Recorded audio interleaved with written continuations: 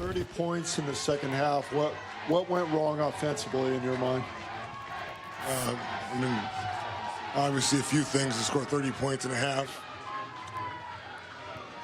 We got away from what got us the 76 points in the first half, just in terms of putting pressure on the rim, rolling after screens, running, continuing to find the paint, whether it's for ourselves or for a teammate. We got on our heels and, miss some shots, and then, you don't get as many free throws and high percentage looks when you play on your heels like that. Second row on the right, Mike. Coach Michael Wright, ESPN. This has been a season, like the regular season and the playoffs, has been just full of a lot of lessons for you guys. Where does this one fall? Yeah, at the top of the list, just in terms of obviously the circumstances and the stakes of what we're playing for, and to put as much good work into that first half as we did and get the lead that we had and not finish the job is fourth row, disappointing second, to say the least. Fourth row, second seat. Mitch, Nate Ryan, CBS San Antonio. At what point tonight did you feel like the momentum started to become a little too much to overcome? Honestly, it's tough. We felt the momentum too much to overcome. I didn't feel that until the clock hit zeros. There was times where, again, I felt part of that third quarter, and then some part probably early, mid in the fourth quarter again, where we got away from playing the brand of basketball that got us the lead. And then you saw the, at times, aggressiveness and the just conviction that we played with early on dissipate a little bit. And they made some shots, and that's where you felt the momentum a little bit. We just needed a few more tough-minded plays to finish the job.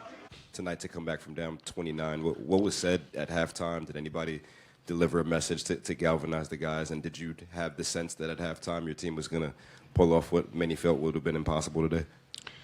We knew there was still a lot of time left in the game. And, we didn't show film. My coaches didn't want to show any film to the guys. We let them sit for a little bit, talk amongst themselves, think about it. And then the biggest thing was, I told the guys we could play better. Right now we're letting the ball get to the paint, and we got to do a better job of keeping the ball out the paint. We got to play faster. So we're not going to be able to call any plays. We just have to get into our actions right away, keep trying to touch the paint, keep trying to move the ball, keep trying to keep the the floor spaced. And the reality of it is, not just in basketball, not just in sports, but in life too, I think you can all attest to this. You got to have a little luck in life. You got to have a little luck in sports. But you can also go make your own luck too. So you got to have some natural luck, and then you got to have some luck where you're going to make your own luck. And that was probably the biggest message. Long time to play still. We got to get a little lucky. But let's do what we do so we can make some of that luck happen. And the last thing that we said to them was, let's cut it to around 15 to 17 going into the fourth. And if we do, we'll give ourselves a chance.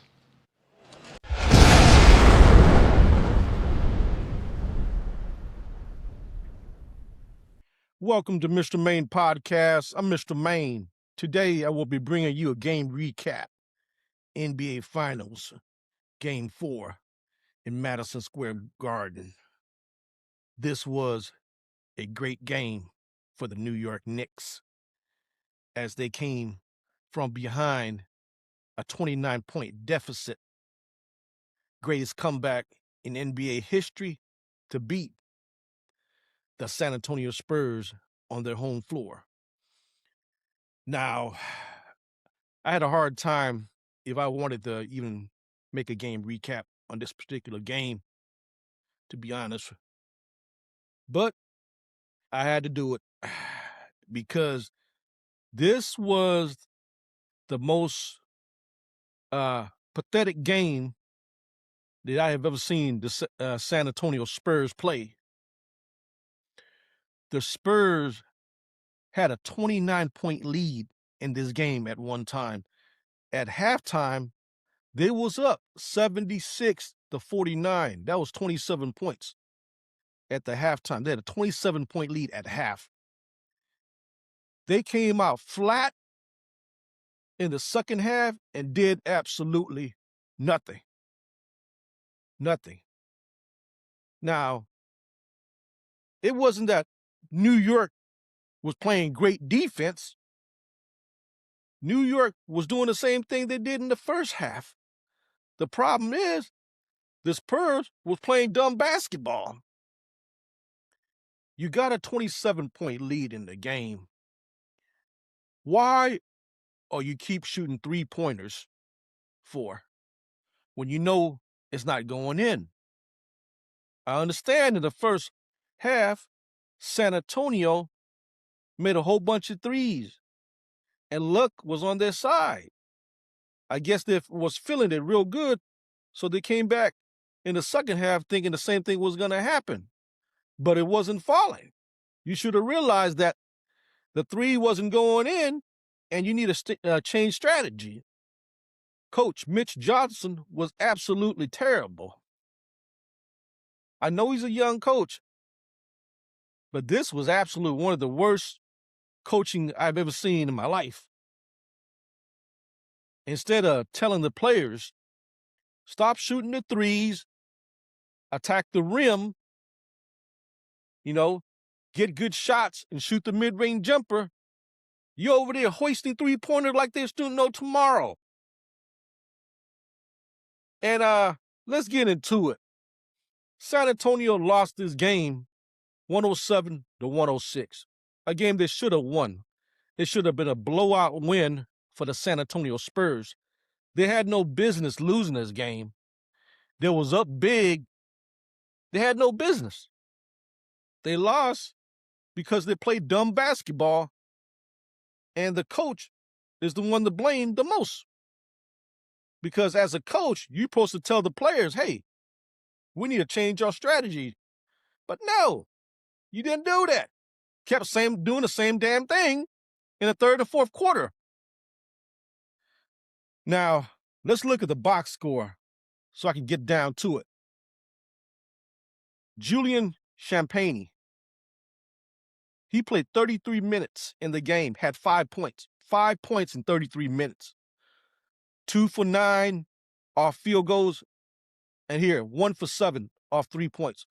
Julian Champagnie is 1 for 7 in the game on 3-pointer. Why are you keeping shooting 3-pointers in the game when you know it's not going in? And Victor Wembanyama choked at the free throw line when the game was on the line, which it shouldn't have even been. It shouldn't even have to come that far. It shouldn't even come down to the last couple of shots. This game should have never been even close. You missed 2 free throws. 2 major free throws you should have made. I mean, Dean, man, you gotta make those free throws. Game's on the line. This is NBA Finals. You gotta make those free throws. You got missed 2 free throws at a crucial part of the game. Victor Wembanyama was also terrible on the three-ball game. He played 44 minutes, had 24 points, 13 rebounds, but he was 2 for 8 on threes. 2 for 8. So your 3-ball is not going in. Why you keep shooting the threes? Him and Julian Champagnie were shooting threes like there was no tomorrow. And Coach Mitch Johnson, terrible coach, should have been in his ears and tell him, hey, stop shooting the threes. Attack the rim. Shoot the mid-range jumper. Get good look. Get shots. Nah. They didn't do any of that. You playing with the lead, so you try to maintain the lead. You're not playing from behind, so there was no reason for you to keep shooting 3-pointers, especially when it's not going in. And the Knicks pretty much beat the Spurs because the Spurs let them to be beaten. The Spurs let the Knicks beat them. They basically lost this game. Because if the Spurs play solid basketball, this never would have happened. By playing dumb basketball, they contribute to the New York Knicks coming back from behind a 29-point deficit to beat them. And there was only 2 guys that did all the damage. 2 guys on the Knicks team. Jalen Bronson and OG Anunoby. There was two guys. Jalen Bronson, he was a beast in the game. He had 36 points. OG had 33 points. And the other guy that even had 10 points or more was Karl Anthony Towns, who played only 26 minutes with 13 points. That was it. That was it. Besides those three players, nobody on the Knicks team scored 10 points in the game. So you got beat by basically two guys on the team. Jalen Bronson and OG Anunoby beat you. And then, you know, when Jalen Bronson took the three-pointer, it didn't go up. Nobody chose to block out OG. This guy was unblocked. He flied to the rim to tip it in for the game-winning shot. No, I mean, nobody blocked the dude. The dude was free, willy-dilly, had a free run. Terrible coaching. Terrible. First quarter, San Antonio outscored New York 41-22. Second quarter, San Antonio 35-27. So going into the half, you had a 76, 49-point lead, a 27-point lead. Comfortable. Should have been a blowout win. Easy peasy. Going back to San Antonio for Game 5. Came out third quarter and fourth quarter straight up pathetic. Third quarter managed 13 points, gave up 26. Fourth quarter managed 16 points, gave up 32.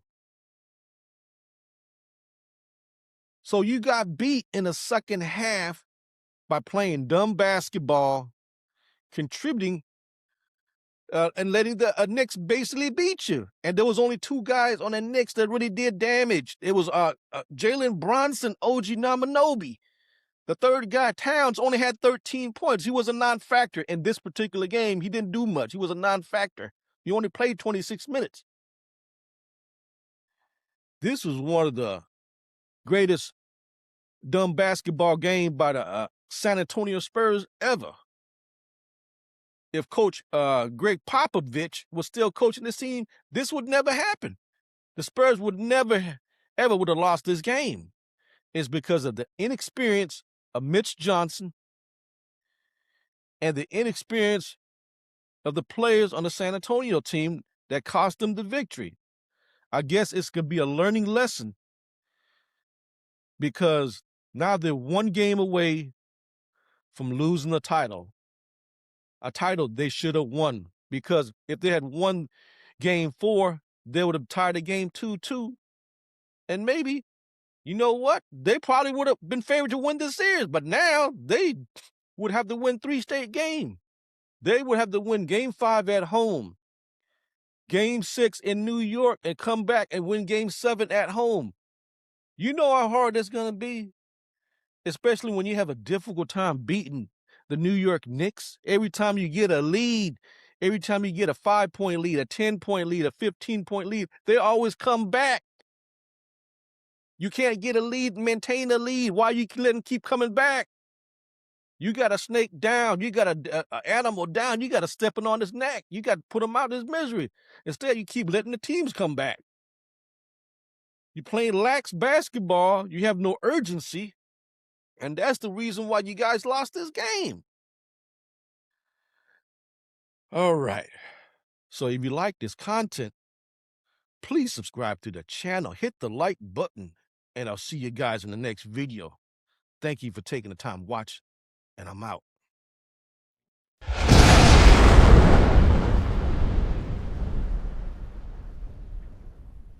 Yeah, I would agree. I mean, first of all, let's give the Knicks credit.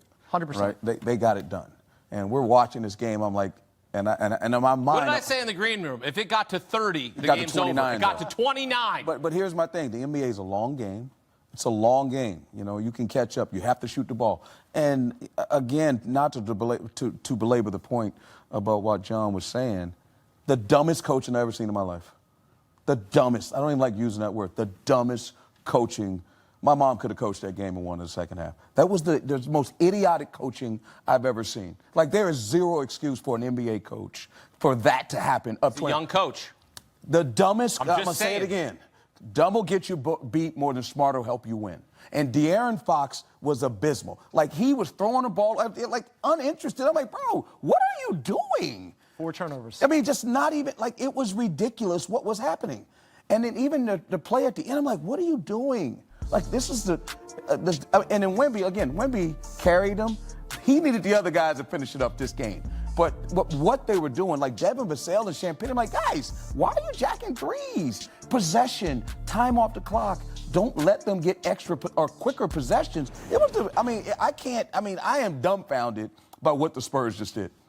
Part of it, I get why they were slow to adjust, because first half they set an NBA Finals record. Correct. With 3-pointers. And 14 threes. They get 3 rest of way. But you know they're not going to get 28. Slow to adjust and not adjusting are 2 different things. Right. At some point in the third quarter, when you can't get a bucket, Chris and I are watching this game going, you need a bucket. Even if, look, get something going to the rim, and even if you don't make something, get to the line, stop this run, maybe call a timeout, settle these guys down. None of that happened. And then in the fourth quarter, the same thing. They're still hoisting up all of these 3-pointers, and you have a 27-point cushion at the half. That should be more than enough. And, you know, again, the mistakes were so many. It was ridiculous. For De'Aaron Fox, who was a veteran, they go and trade for De'Aaron Fox to be the veteran presence, to be the guy who's going to show these young guys, Victor Wembanyama and Stephon Castle and Dylan Harper, what's what. And they have a massive turnover, and there's 10 seconds left, and he doesn't think to dribble the ball out because he's thinking, if I just make a bucket, we're up 3. Great, you're up 3? I'm sorry. No, time and possession are your friends. You are a veteran. You need to know that. That is a massive blunder by him. The lack of experience and also the lack of execution, right? Yes. Victor Wembanyama's at the free throw line. Misses 2 free throws. That's a lack of execution. It is. You talk about the head coach and Mitch Johnson. That's inexperience. And you see the Knicks just battle back. This is their first win in a finals game at MSG since 1999. So they're going to party like it's 1999. Now, they lost that finals in how many games? 5 games to the Spurs. They have a chance now to win this series in 5 games. And the team of destiny and the full circle comes back here for the Knicks. What can you say about the Knicks' effort in the second half? 58-30. Oh, it was an incredible comeback by the Knicks. I mean, Jalen Brunson, again, this was easily, and, you know, a little bar for the first 2 games. I thought also, too, before you go into this, I thought his 3 was way too early. Way too early. Right at the end. Over 2 guys, one of whom was Victor Wembanyama. I mean, let's be honest here, that's a miracle of what just happened. Yes, there's no doubt about it. But OG Anunoby was spectacular tonight. Aside from Jalen Brunson, he goes for 33 points, including the game winner when we talk about De'Aaron Fox and how De'Aaron Fox wasn't thinking like a veteran. You know who was thinking like a veteran? OG Anunoby. He's won a title. Because OG Anunoby saw that. He didn't play in that, but yes, he does have a ring. He has a ring. There's no doubt about it. But he sees what's happening. Been around experience. Where all of a sudden they're doubling Jalen Brunson. He's taking a shot, and look at him. He comes screaming down the lane here. Castle's got his back to him. Harper has his back to him. But John, think about this. And here comes OG. But think about this. Yeah. De'Aaron Fox is guarding OG Anunoby out of bounds. Why are you running at Jalen Brunson? Guess whose guy ran in? Yeah. De'Aaron Fox's ran in. Look at the play. But why are you running to double him? OG Anunoby saw the opening, knew what was happening. Now, that doesn't mean that he's going to convert that bucket and execute that play, but he does, and it's one of the great plays in New York Knicks history. And when they go and win this series, and they're going to, they're going to look back at that and say, OG Anunoby saved us and completed the comeback in the greatest come-from-behind situation in NBA Finals history. Remarkable job by them.